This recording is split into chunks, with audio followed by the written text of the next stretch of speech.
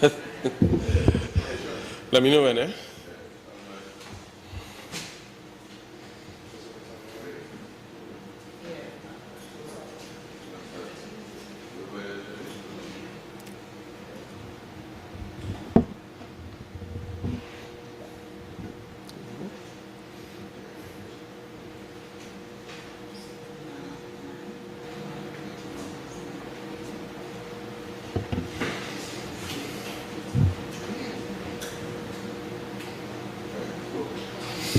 Pleasant good morning. Welcome to today's press briefing at the Office of the Minority Leader. Let me first of all apologize for the late start, but we are ready to present. And without further ado, I want to take the opportunity to welcome to the platform and the podium the Minority Leader, Assemblyman Kelvon Morris, so that we can get today's press briefing kicked off. Assemblyman Morris.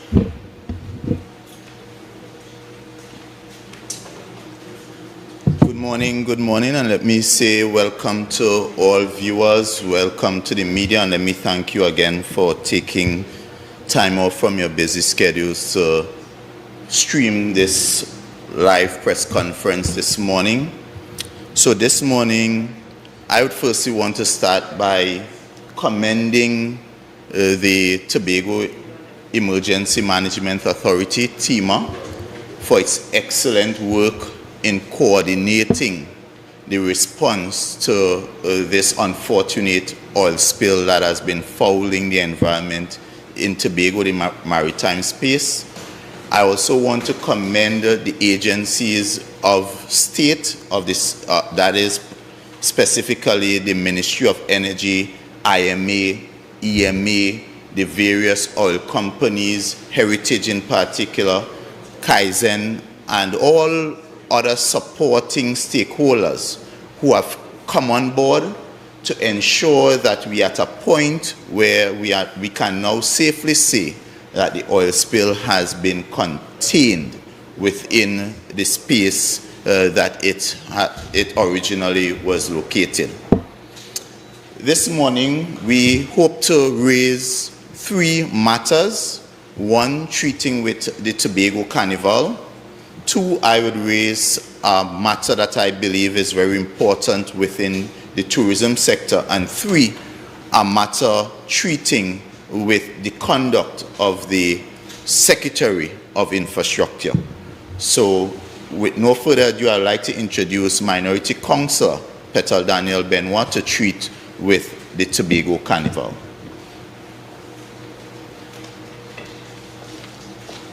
Good morning to members of the media. Good morning to all of you viewing and listening to us. Thank you again for joining the minority in our press briefing this morning. So today, I am going to address the issue of the recently concluded Carnival, and this is the National Carnival held in February. As we are aware, this celebration just concluded on Tuesday, and in Tobago, everywhere you turn, everyone you meet throughout the length and breadth of Tobago has a similar chorus. And the chorus is the disappointment that the staging of the 2024 February Carnival has brought to our island and to our stakeholders. So persons are saying how disappointed they are with this 2024 staging of the February Carnival. And there are also conversations in Tobago about there seems to be a deliberate attempt to kill the National Carnival in February to support the October Tobago Carnival. And this is very disheartening.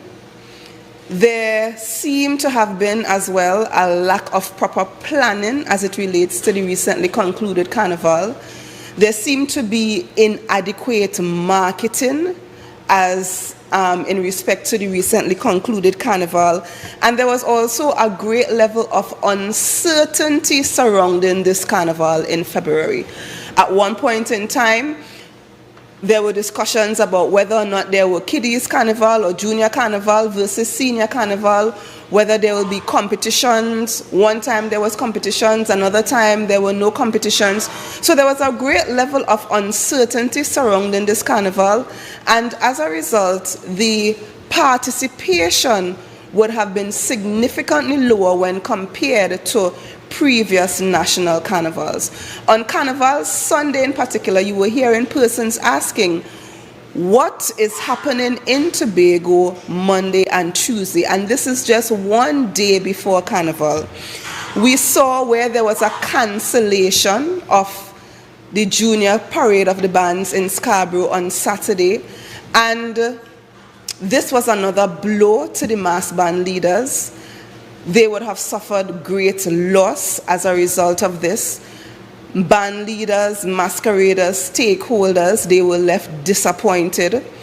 We had a situation where if you understand what is Tobago Carnival, you would recognize that the participation in Scarborough versus the participation in Roxborough is significantly less.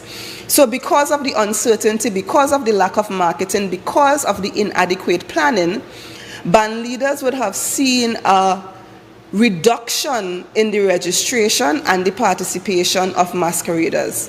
And that would have been multiplied with the cancellation of the junior parade of the bands in Scarborough. The minority recognize and understands what was transpiring in terms of the oil spill on our shoreline in and around Scarborough. However, we have the view, and most Tobagonians are of their view, that there could have been an alternative to cancelling the junior parade in Scarborough. Because of that cancellation, we saw where persons were seeking refund from band leaders because they did not want to participate in Roxborough. And the minority is asking the question, who is going to compensate? Who is going to compensate those band leaders and the persons involved for the losses that they would have suffered? The minority is also asking, couldn't there have been an alternative to outright cancelling the junior parade of bands in Scarborough on Saturday? And for the first time in history, we have seen where Carnival has concluded. We do not know what is the budget for the recently concluded Carnival. For the first time in history, we are seeing where this Carnival, there was no launch for the Carnival in February.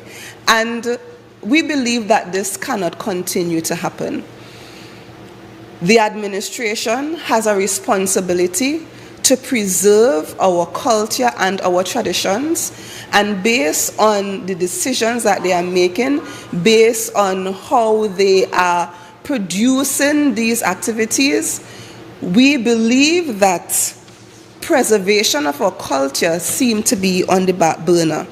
So we are asking for collaboration. We are asking for meaningful discussion with the stakeholders. We are asking for adequate communication, and we want what is best for all of Tobago. And we think that with meaningful collaboration, with adequate communication, we can achieve that. So this minority is pleading for the preservation of our culture, and we should not see where one carnival is basically how to put it, it is being killed for the preservation of another carnival. We ought to facilitate another carnival, and we are really calling for more meaningful collaboration, more meaningful communication, and proper planning, as well as adequate marketing of our events. Let us work together for the benefit of all of Tobago. Let us work together for the preservation of our culture and our traditional art forms.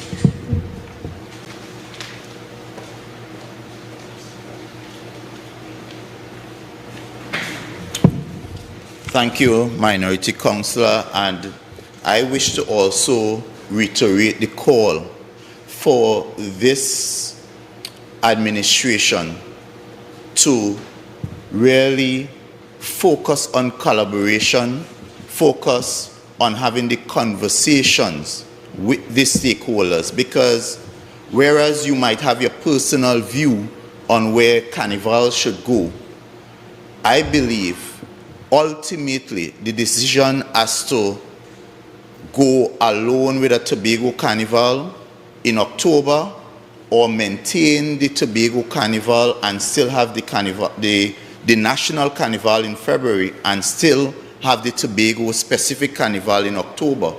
That is a conversation that must be decided amongst the stakeholders. And what we are seeing based on the response from the stakeholders is that there's a level of deception, because the things that were promised to the stakeholders in transitioning to the October Carnival, those things are not being delivered. And once again, we are seeing this administration not being able to keep its promises to the people of Tobago. And this next matter is in keeping with that very mantra of this administration being very deceptive, very deceitful, and very dangerous. Because here it is, in the middle of a clear attempt to kill the Tobago participation in the National Carnival, we received a curious release, a curious press release coming from the Tobago Tourism Agency Limited, sanctioned by the Division of Tourism and the Secretary, telling all of Tobago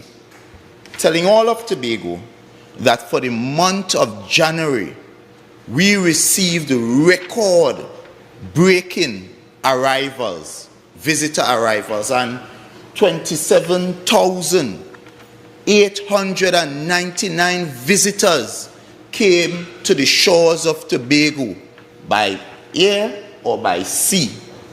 And of course, as a Tobagonian, we will all be elated at that statistic. And then I had to ask the question, if we got 27,899 persons, because, and I will go into the definition of a visitor shortly, but if 27,899 persons stayed in Tobago, then they had to stay somewhere. And if they stayed somewhere, then you would have occupancy, record-breaking occupancy at hotels, guest houses, villas, and the likes. So I simply made an inquiry at one of our leading hotels in Tobago, a 200-bed hotel, and I asked simply for the data on the occupancy at that hotel for the month of January. And Tobagonians, do you know what was the occupancy rate for that leading hotel in Tobago? 35%. Think about 35% of a 200-bed hotel. That is less than 100 rooms that were occupied on average for the month of January. Yet, the Tobago Tourism Agency is telling us that 27,899 visitors visited this island. In the midst of them killing off the carnival, in the midst of them being criticized by stakeholders. And of course, we know this administration has a knack for shaping narratives. We know this administration has a knack for trying to change the conversation. And therefore, in the midst of all the heat, this release comes from the Division of Tourism. But I'm going to expose what is a big, fat, dangerous lie. And this tells Tobagonians, this further demonstrates to all of Tobago that here we have the most dangerous administration in the history of Tobago that has absolutely no care for the people of Tobago, has absolutely no care to speak the truth to you, the people of Tobago, and will callously, recklessly, and carelessly tell big fat untruths to you, believing that we are all fools and they can fool us and we'll be gullible and we'll run with it. But I'm here to expose this big fat lie. So the next slide I want to play is a definition from the International Global Institute of what an international visitor is defined, what is recorded as an international visitor. An international visitor is a person who travels to a country other than that in which he resides for a period not exceeding 12 months, and whose main purpose of visit is either for business or for leisure, and during that time you are not paid from the country to which you are visiting, and you have to stay at least, this is important, the person must stay at least one night in the country visited, and that is what you record as a visitor. And if we are to accept that definition, then the next slide will show you how many persons actually visited Tobago in the month of January. So you had the big, remember we have this big magical figure of 27,899. And to hide their incompetence, their lack of performance, their lack of ability to get tourism figures back to 2017 and 2014 and 2019 and 2020. These jokers fudges the numbers, because you're seeing 2024, only 1,872 persons actually came either by air or by sea and stayed in Tobago for the month of January. So here they are telling you record-breaking figures, when the truth is, this is about the lowest international arrivals we have had in the last decade, except that you discount 2021, which when the borders was closed, and 2022, in which we had just reopened the borders.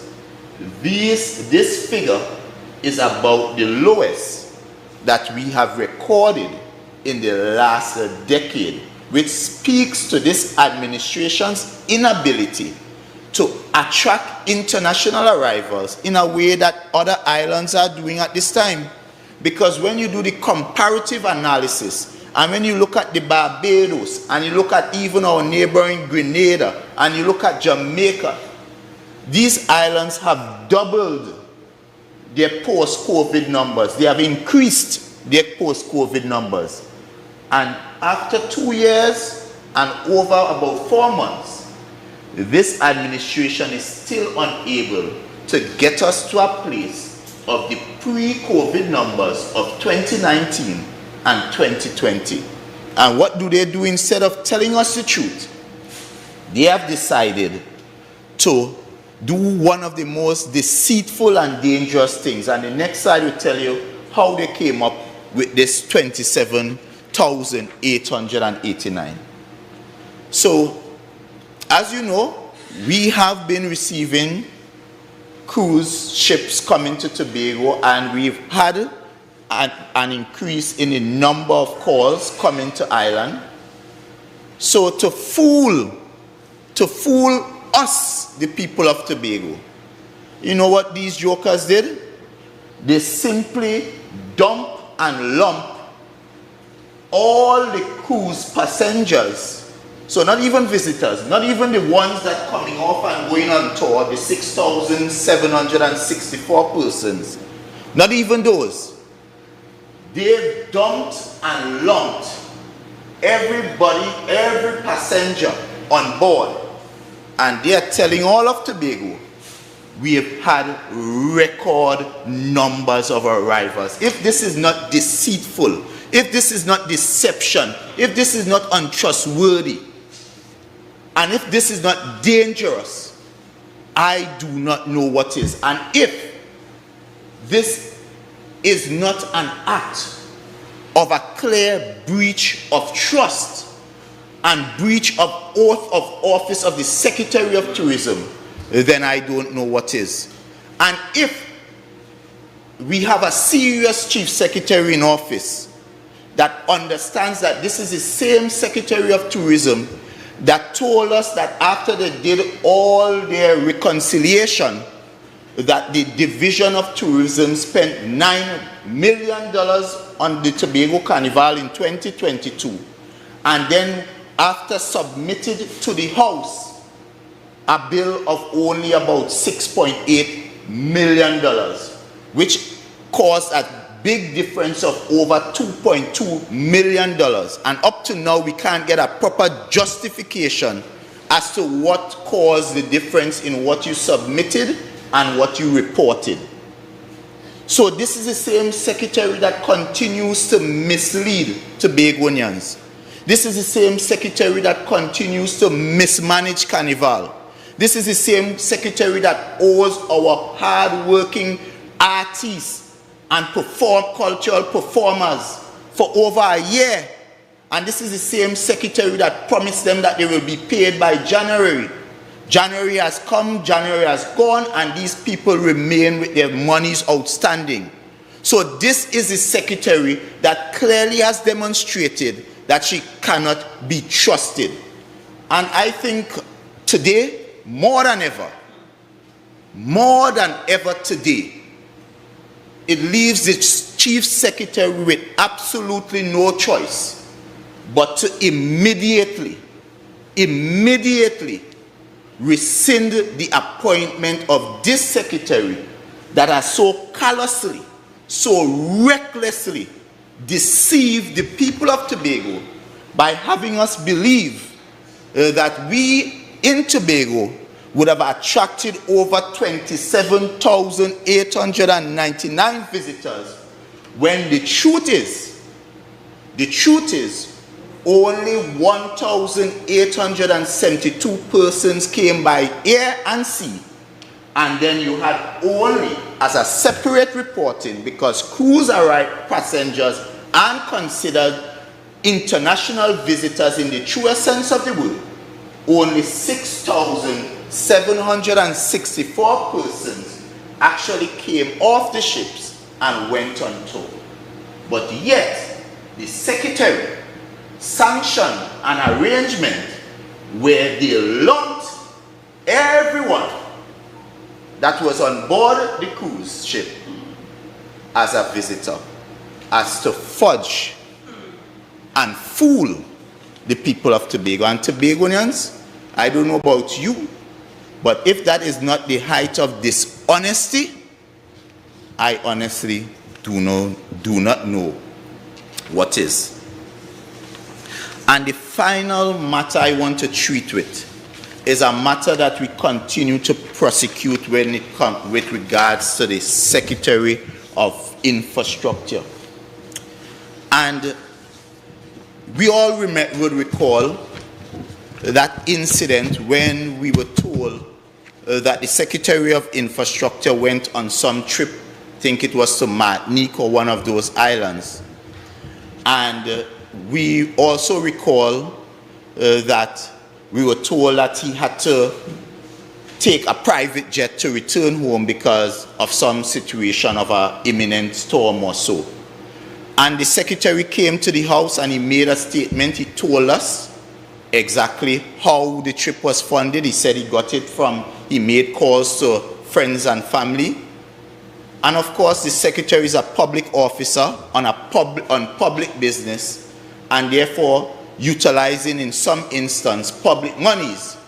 And therefore it is our business to understand how that trip was paid for who was on the trip, and therefore we asked the question on behalf of you, the people, because we became concerned if it was his own private trip, his own family trip, his own private arrangement, then we would have had absolutely no interest.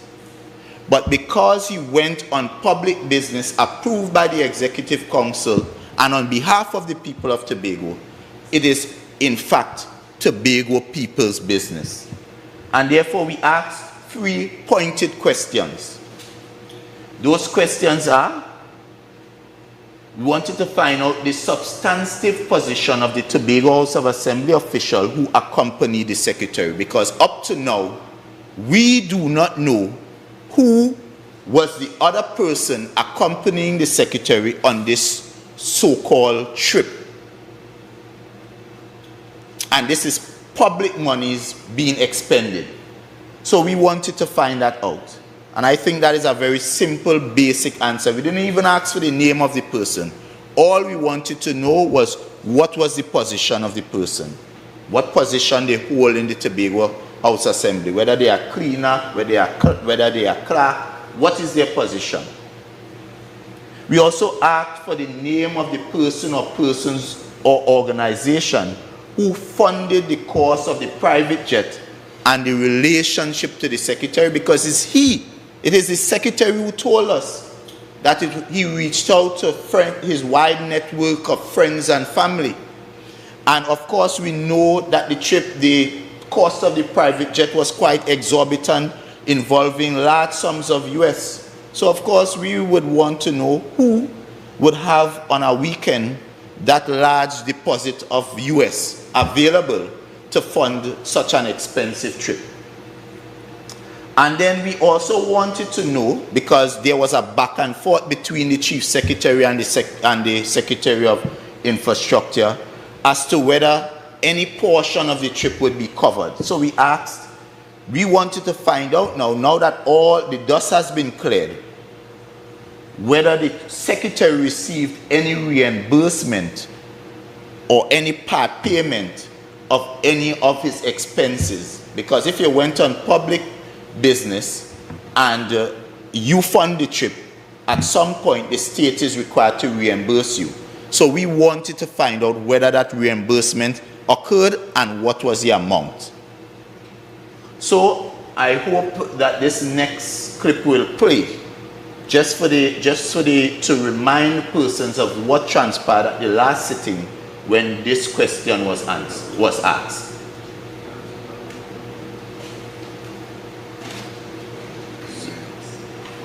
New to standing orders, I want to seek your interpretation of Standing Order 26.5, which reads, not more than 3 questions requiring an oral answer shall appear on the order paper in the name of the same member for the same day. I want to ask for interpretation. I tend to agree. No. What is that? Not more than 3 questions could be afforded. No, that is for us. We can't. And you'll see the back and forth there, but allow the... No, is the wrong person in the week to ask more than 3. Answer the question. We're running from questions. You take up the job as far as part of the job application. You tell people you're running from questions. I never see this. I said, I know you like to talk. I say you like enjoy. I say you like enjoy. You're free to come to the people at Tobago. This is where the work is in.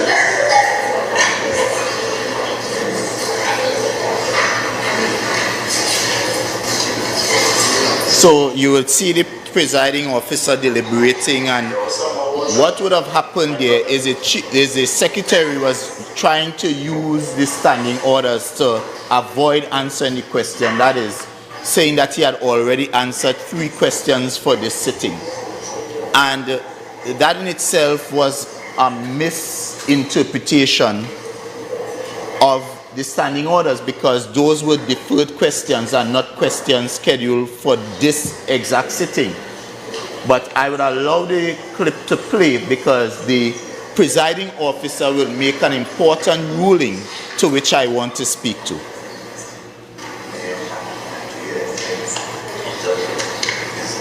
Alan, can we move forward? Is there any opportunity to move it forward to the presiding officers? If not, we allow it.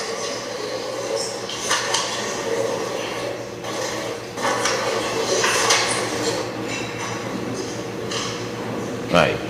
So.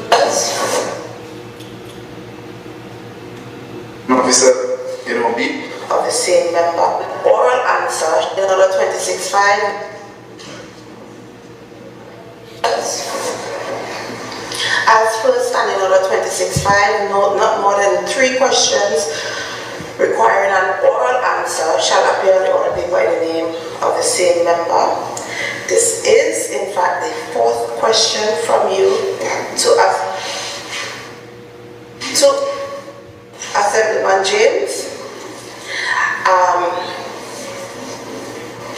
And we are also guided by the standing orders of this House, standing order 26.7. If the questions have not received an oral answer within the 45-minute time frame, they shall be put in writing within an hour's time to the member. So, Assemblyman James, please have your staff provide the minority leader with his answers within an hour's time, that is at 3:22 p.m. this afternoon.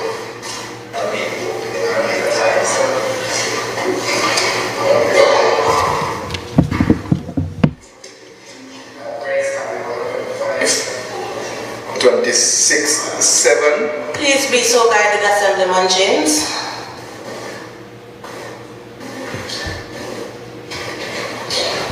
I don't know what I'm to be guided about, Madam President. You are to present your answers to the minority within 1 hour's time at 3:22 in writing to the minority as per standing order 25.7. Madam Presiding Officer, I can tell you now that is impossible and cannot be done.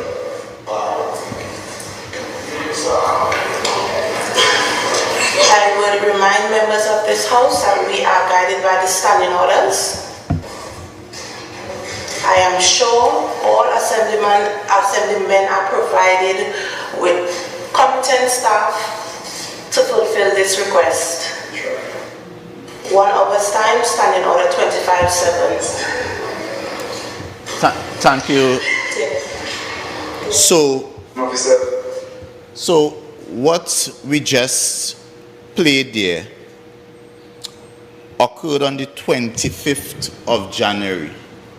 And as you would have heard, the presiding officer gave instructions for the answer to the question to be supplied via written answer within an hour's time. I can tell you today is now the 16th of February, almost 3 weeks to a month later.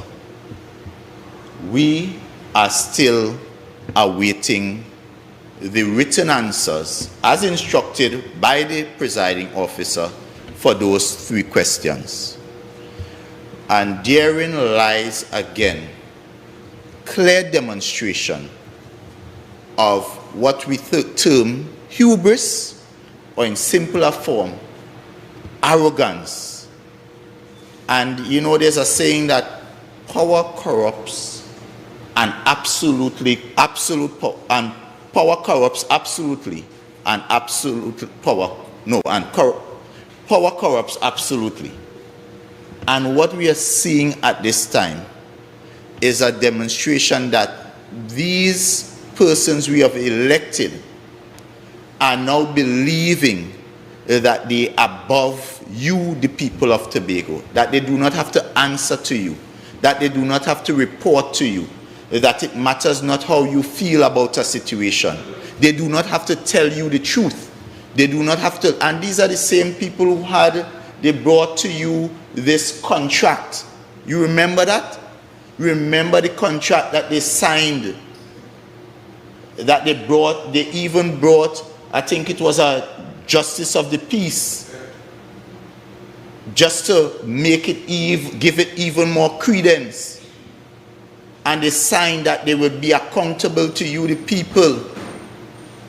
And this is the same people that are now turning around and refusing to answer the questions to which you, the people, are asking. Because when we ask the questions, we are asking it on behalf of you, the people.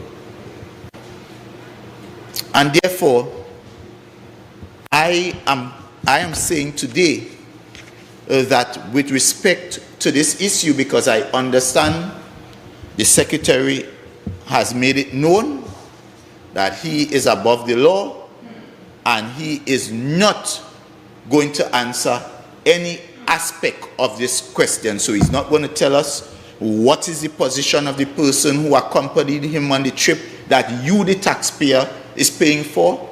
He's not going to tell us who or how he got this money that he said he used to take a private jet on your behalf. And he's not going to tell us whether the THA, using your money, has reimbursed him.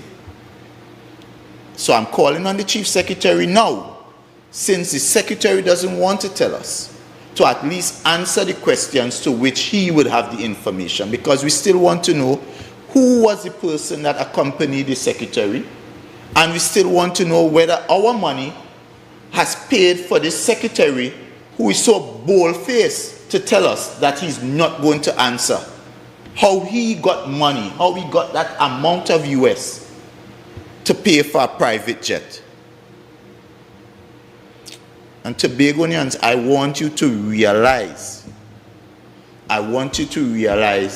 that the people that we have in office at this time, what is clearly being demonstrated, that we cannot trust them.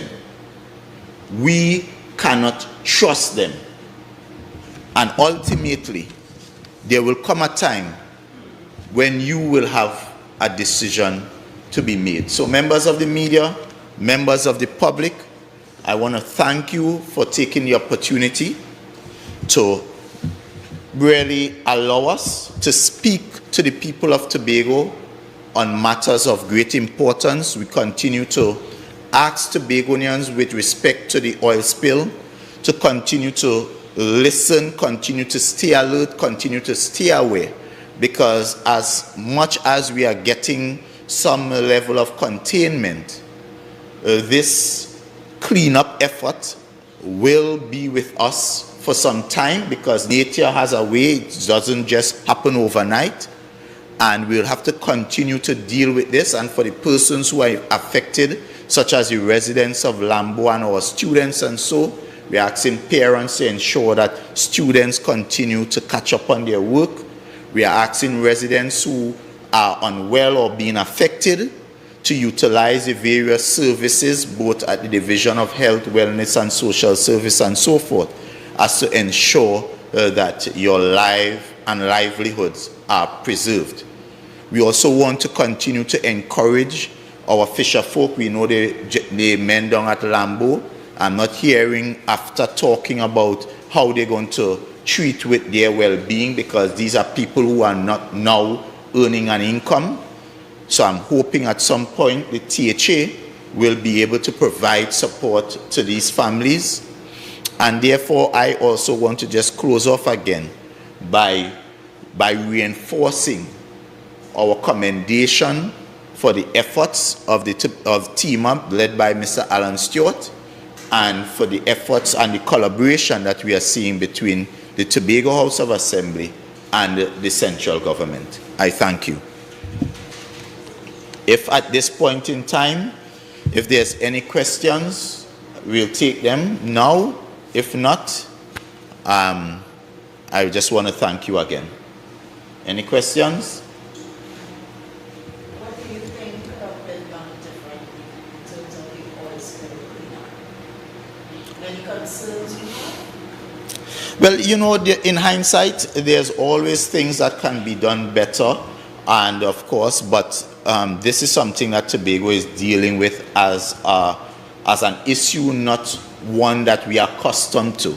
And therefore, I think there's always room for improvement, but at the same time, it must not go unnoticed. The level of commitment shown and dedication shown by TIMA, notwithstanding the lack of resources.